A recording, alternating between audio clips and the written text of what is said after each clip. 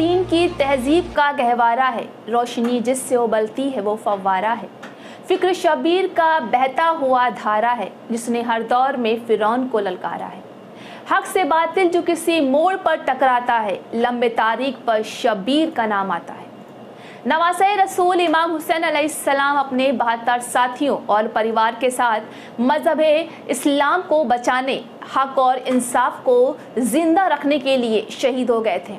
इसमें उनके सबसे छोटे शहीद बेटे हज़रत अली असगर अलैहिस्सलाम मौजूद थे। इमाम हुसैन अलैहिस्सलाम को उस वक्त के मुस्लिम शासक यजीद के सैनिकों ने इराक के करबला में घेर कर शहीद कर दिया था। लिहाजा 1400 साल पहले सन 61 हिजरी 10 मुहर्रम को पैगंबर इस्लाम के नवासे हज़रत इमाम हुसैन अलैहिस्सलाम की शहादत हुई थी।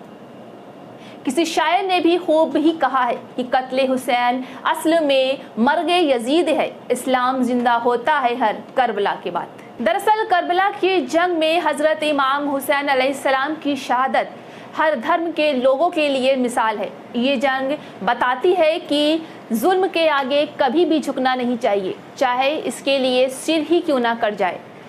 लेकिन सच्चाई के लिए बड़े से बड़े जालिम शासक के सामने भी खड़ा हो जाना चाहिए। जहां एक तरफ बुराई का साथ देने के लिए यजीद के साथ लाखों का लश्कर था, तो वहीं दूसरी ओर इमाम हुसैन अलैहिस्सलाम के नाना के दीन को बचाने के लिए 71 साथियों के साथ थे, जिसमें औरतें, बच्चे व बुजुर्ग भी शामिल थे। अब आपको बताते हैं कि क्या हुआ था करबला में।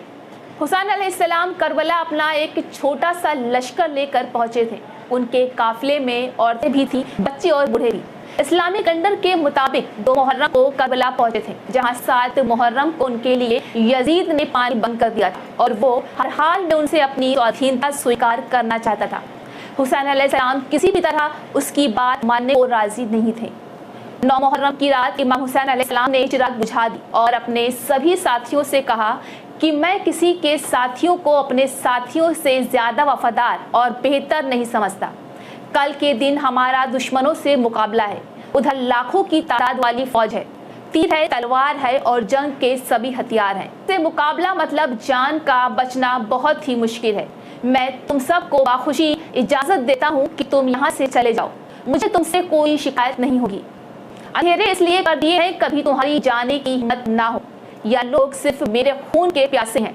यजीद की फौज उससे कुछ नहीं कहेगी जो मेरा साथ छोड़ के जाना चाहेगा। कुछ देर बाद रोशनी फिर से कर दी गई, लेकिन एक भी साथी इमाम हुसैन अलैहिस्सलाम का साथ छोड़ कर नहीं गया। इमाम हुसैन अलैहिस्सलाम की शहादत के ठीक 40 दिन बाद अरबाइन यानी इमाम का चहलुम होता है। इसमें करोड़ों की तादाद में इमाम हुसैन अलैहिस्सलाम से अकीदत रखने वाले शामिल होते हैं, जिसमें एक वक्त में हर नस्ल, भाषा, रंग, चित्र के करोड़ों लोग शामिल होते हैं। ये तादाद हर साल बढ़ती जाती है। इसमें पैदल गश्त के दौरान किसी भी ज़ायरीन को किसी भी प्रकार की कोई दिक्कत या कमी का एहसास नहीं होता है। इराक के स्थानीय लोग दूर दूर से खाने पीने से लेकर रहम पट्टी और जरूरत का हर सामान लेकर इसी मार्च के रास्ते में कैंप लगाकर बैठ जाते हैं और तब तक कैंप को खोलते रहते हैं, तब तक उनके पूरे साल की कमाई का सामान वो बांट नहीं देते।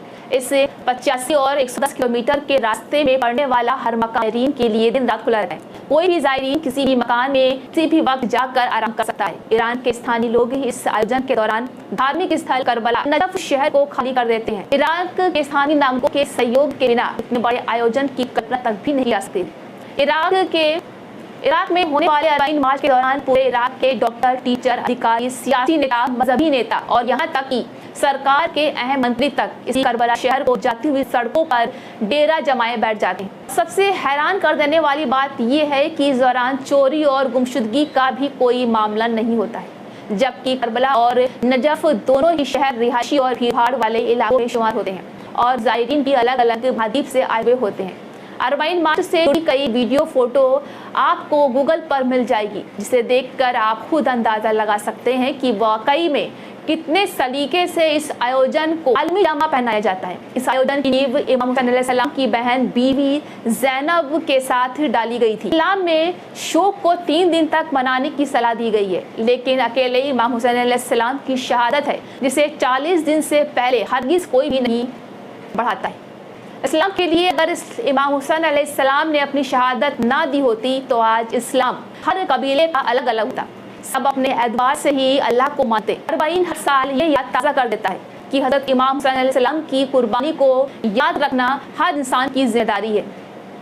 वैसे तो ये दुनिया के हर कोने में होता है, लेकिन इसका मुख्य आयोजन इराक के शहर करबला में होता है, जहाँ इमाम हुसैन अलैहिस्सलाम को यजीद की क्रूसेना द्वारा शहीद कर दिया गया था।